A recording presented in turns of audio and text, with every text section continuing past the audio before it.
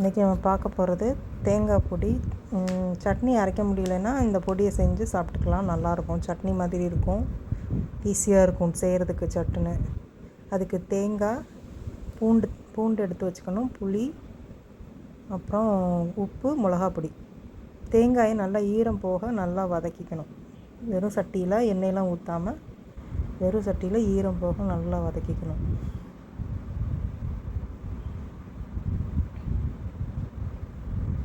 நல்லா வதக்கிட்டு நம்ம எடுத்து வச்ச பொருள் புளி, பூண்டு, தேங்காய், உப்பு, அப்புறம் காரத்துக்கு தகுந்த மாதிரி மிளகாப்பொடி. நான் ஒரு டீஸ்பூன் போடுறேன்,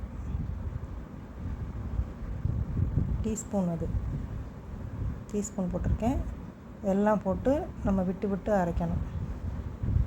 கொஞ்சம் ஈரப்பதமாக தான் இருக்கும் இந்த சட்னி. தேவைன்னா எண்ணெய் ஊற்றி சாப்பிட்டுக்கலாம், இல்லைன்னா சும்மாவே சாப்பிட்டுக்கலாம்.